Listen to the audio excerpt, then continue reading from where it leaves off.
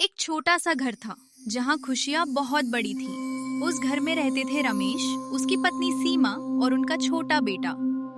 रमेश एक छोटी नौकरी करता था, कम कमाई थी, लेकिन घर अच्छे से चल रहा था। सुबह काम, शाम को परिवार और छोटी छोटी खुशियों में ही उनका संसार बसता था।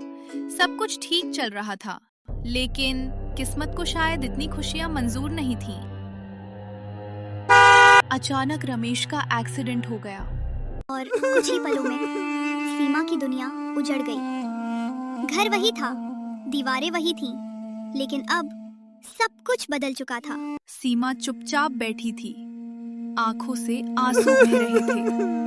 अब घर में कमाने वाला कोई नहीं था और जिम्मेदारी अब पूरी सीमा पर थी। रसोई खाली होने लगी, सीमा की चिंता बढ़ने लगी। दिन गुजरते गए, घर के पैसे खत्म होने लगे।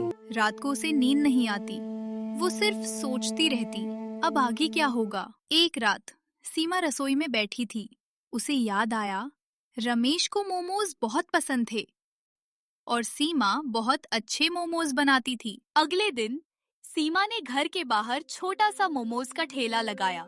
पहले दिन कोई ग्राहक नहीं आया। सीमा चुपचाप खड़ी रही। कुछ देर बाद एक ग्राहक आया। अरे बहन जी, ये मोमोज कितने के दिए हैं?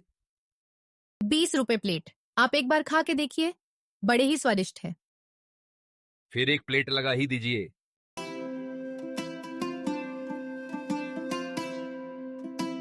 वाह वाह, हमजाही आ गया। अगली बार फिर जरूर आऊंगा। एक दिन तेज बारिश होने लगी। सीमा भीगती रही, लेकिन ठेला नहीं हटाया, क्योंकि उसे घर चलाना था। धीरे धीरे लोग आने लगे और मोमोज मशहूर होने लगे।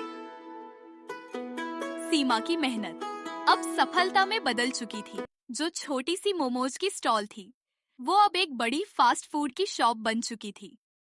जो छोटा सा घर था, वो अब बड़े आलीशान घर में बदल चुका था। कभी जिंदगी सब कुछ छीन लेती है, लेकिन मेहनत नई शुरुआत दे देती है।